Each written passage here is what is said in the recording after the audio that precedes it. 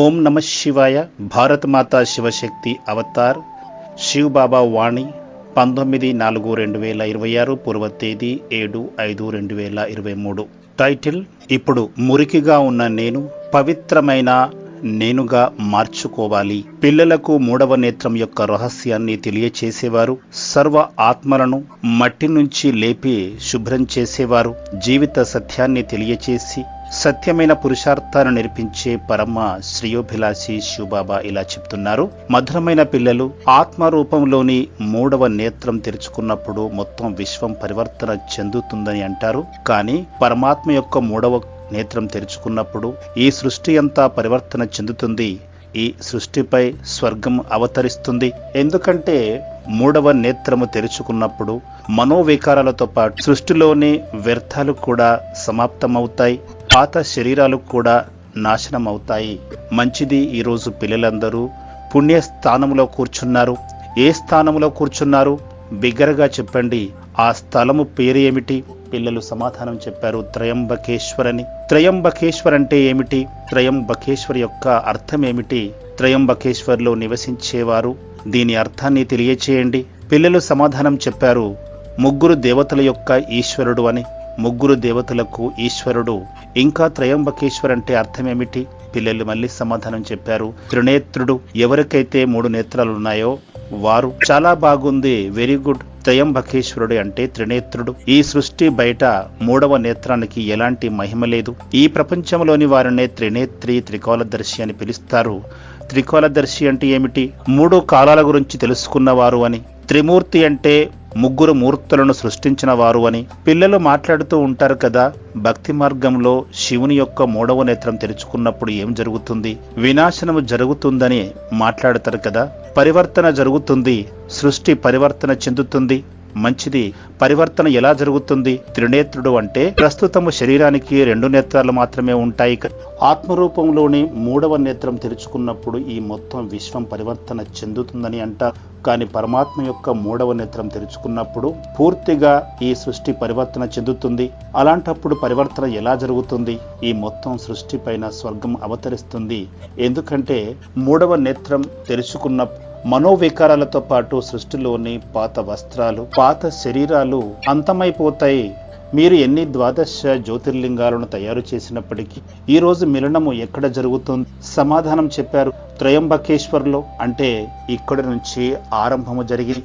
ఇంకా ఒకవేళ నాది నీది అనే గొడవల్లోని చిక్కుకొని ఉన్నట్లయితే తండ్రి యొక్క మూడవ నేత్రము తెరుచుకునే సమయము ఆసన్నమైందని తెలుసుకోవాలి. మూడవ నేత్రం తెరుచుకునే సమయం అంటే ఏమిటి? అంటే పరివర్తన జరిగే సమయము వచ్చేసిందని అర్థం చేసుకోవాలి. పరివర్తన జరిగినప్పుడు ఏమి జరుగుతుంది? పాతదంతా అంతమైపు కొత్త స్వర్గము వస్తుంది. కాబట్టి మీరందరూ మిమ్మల్ని మీరు పరిశీలన చేసుకోవాలి. ఈరోజు కూడా మీరు ఇంకా నాది నీది అనే భావన చిక్కుకోలేదు కదా. నా ఇల్లు, నా పదవి, నా స్థలము, ఇలా నాది నాది అని అంటూ ఉంటే ఒకరోజు ఇవన్నీ ఏమైపోతాయి? వాస్తవంగా నాది అంటే ఏమిటి? దీని అర్థం ఎవరు చెబుతారు?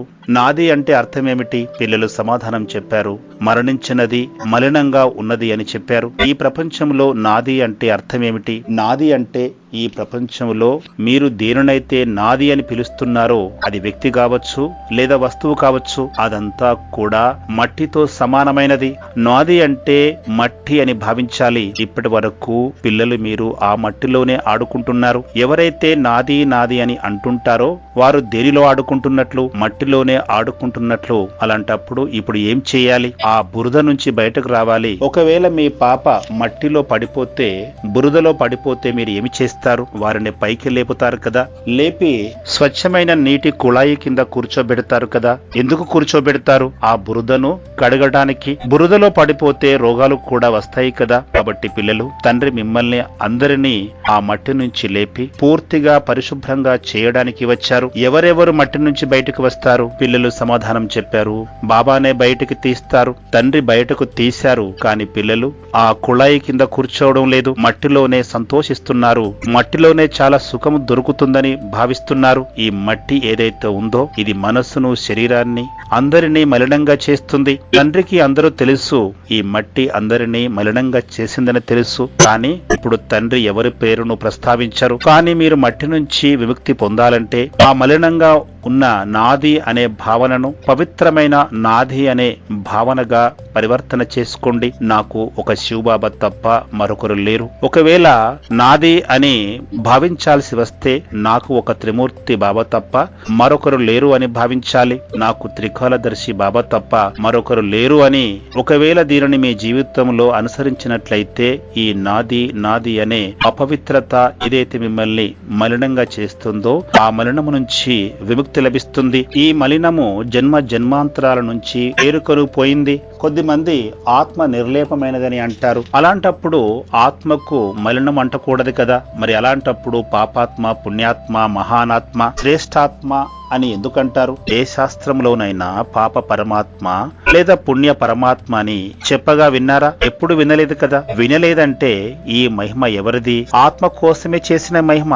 అంటే ఆత్మనే పాపాత్మగా మారుతుంది, ఆత్మనే పుణ్యాత్మగా మారుతుంది. పరమాత్మను ఎప్పుడు పుణ్యాత్మగా గాని పాపాత్మగా గాని పిలువరు. ఒకవేళ పరమాత్మ కూడా పాపాత్మగా మారిపోతే మరి ఈ పాపాత్మలందరినీ పుణ్యాత్మలుగా ఎవరు మారుస్తారు? అలాంటప్పుడు ఏం చేయాలి? ఇప్పుడు పరమాత్మను పరం అని ఎందుకు పిలుస్తారు? పరం అంటే అర్థం ఏమిటి? మీరు చెప్తూ ఉంటారు కదా, పరమ సుఖంగా ఉంది అని అంటారు కదా. తండ్రిని కలవడం ద్వారా పరమ సుఖాన్ని అనుభవిస్తాము. మరి పరం అంటే అర్థం ఏమిటి? అందరికంటే ఉన్నతమైన వారిని పరమాత్మగా పిలుస్తారు. అందరికంటే శ్రేష్టమైన గొప్ప వారినే పరమాత్మగా పిలుస్తారు. కాబట్టి పరమాత్మ మాత్రమే ఈ సృష్టిలోని ఆత్మలను కడిగి శుభ్రపరిచి తన పరంధామానికి తీసుకువెళుతారు. ఇప్పుడు త్రిమూర్తి త్రినేత్రుడు బాబా సమయము సమీపించింది. అందరినీ పరంధామానికి తీసుకువెళ్లే సమయము ఆసన్నమైంది. ఇప్పుడు భవిష్యత్తు ప్రణాళికలను వదిలిపెట్టండి. 20 సంవత్సరాల ప్రణాళికలు, 30 సంవత్సరాల ప్రణాళిక అంటూ ప్రణాళికలు వేస్తారు కదా. ఈ ప్రణాళికలు కొనసాగుతాయా? మంచిది. ఈ సత్యమైన జ్ఞానము అందరికి లభించింది. రేపేమవుతుందో ఎవరికి తెలియదు. ఎవరెవరికి ఈ సత్యమైన జ్ఞానము ఉన్నదో వారు చేయిని ఎత్తండి. రేపటి మీద ఎలాంటి భరోసా లేదు అనే ఈ సత్యమైన జ్ఞానము ఎవరికి ఉంది? ఇది సత్యమైన జ్ఞానమా? చేదుగా ఉంది కదా. చాలా చేదుగా ఉంటుంది. ఎవరినైనా రేపు మీరు ఉంటారో లేదో లేదా మరణిస్తారో ఎవరికి తెలుసు అని చెబితే అది విన్నవారికి చాలా చేదుగా అనిపిస్తుంది కదా. చేదుగానే అనిపిస్తుంది. ఎందుచేత చేదుగా అనిపిస్తుంది? కానీ ఇదే సత్యము. ఇది చేదుగా అనిపిస్తున్నప్పటికీ ఇదే సత్యము. రేపటి గురించే కాదు, ఈ క్షణం గురించి. ఈ క్షణం తర్వాత ఏమవుతుందో ఎవరికి తెలియదు. రేపు అనేది చాలా సుదూరంలోని విషయము. ఇదే సత్యం కదా, ఇదే వాస్తవము. చాలా మంచిది. ఒకవేళ ఎవరికైనా ఇక 2 రోజులే మిగిలి ఉన్నాయి, 3వ రోజు మీరు దేహాన్ని వదిలివేయాలి అని చెబితే ఆ 2 రోజుల్లో ఏం చేస్తారు? ఎవరైనా సమాధానం చెప్పండి. ఏం చేస్తారు? పిల్లలు సమాధానం చెప్పారు, అన్ని వదిలేసి సమాధిలో లీనమైపోతాము. మంచిది. ముందుగా సమాధిలో లీనమవుతారు. సరే, ఇంకేం చేస్తారు? పిల్లలు సమాధానం చెప్పారు, పుణ్యకర్మలు చేస్తాము. 2 రోజుల్లో ఎన్ని పుణ్యకర్మలు చేయగలరు? ఇంకా ఏం చేస్తారు? మీ దగ్గర కేవలము 2 రోజులు మాత్రమే ఉన్నాయి. పిల్లలు సమాధానం చెప్పారు, దేహ భావనను భస్మం చేస్తాము, మట్టిని తొలగించుకుంటాము. స్వాహా చేస్తారా? సరే, అందరూ చెప్పండి. ఒకవేళ ఎవరైనా 2 రోజులు మాత్రమే జీవించడానికి అవకాశం ఉంది అన్నప్పుడు ఏం చేస్తారు? ఉదాహరణకు ఒకరు 2 నెలల తర్వాత ఎన్నికల్లో పోటీ చేయాలి. కానీ వారి దగ్గర 2 రోజుల సమయం మాత్రమే ఉంటే వారు ఏం చేస్తారు? పిల్లలు సమాధానం చెప్పారు, ఎన్నికల్లో పోటీ చేస్తారు. 2 రోజుల్లో ఎన్నికల్లో పోటీ చేస్తారా? ఎలా పోటీ చేస్తారు? ఎన్నికలకు ఇంకా 2 నెలల సమయం ఉన్నది. కానీ జీవించడానికి 2 రోజుల సమయం మాత్రమే మిగిలి ఉంది. ఆ 2 రోజుల్లో అతను ఏం చేస్తాడు? మీరైతే ఏం చేస్తారు? పిల్లలు సమాధానం చెప్పారు, భగవంతుణ్ణి స్మృతి చేస్తాము. స్మృతిలో ఉంటారు. అవును, పిల్లలు సమాధానం చెప్పారు, బాబా స్మృతిలో కూర్చుంటాము. సరే, ఎవరి నోటి నుంచి కూడా తింటాము, తాగుతాము, జల్సా చేస్తాము, ఆడుకుంటాము అని చెప్పలేదు. అలా చెప్పలేదు కదా. మరేం చెప్పారు? మంచిది. ఇది కూడా ఒక ఉదాహరణే. అక్కడ అకస్మాత్తుగా కరెంటు పోయింది. నా మాట ఎవరికైనా వినిపిస్తోందా? ఏం చేస్తారు? పిల్లలు సమాధానం చెప్పారు, భగవంతుణ్ణి స్మృతి చేస్తాము. ఇంకా ఏం చేస్తారు? ఇప్పుడు ప్రాక్టికల్ గా చూడండి ఏం చేస్తారు. ఇప్పుడు జరుగుతున్నది ప్రాక్టికలే కదా. అంటే చెప్తున్నారు, ఇప్పుడు ఈ లైట్ పోయింది, కానీ ఈ లైట్ పోతుందని మీకు తెలుసా? తెలియదు కదా. లైట్ పోతుందని తెలియదు కదా. మంచిది. అందరూ కూర్చొని ఓంకారాన్ని చేయండి. మంచిది. మళ్ళీ కలుద్దాం. వరదానము: బాప్ సమాన్ ఫరిస్తా భవ.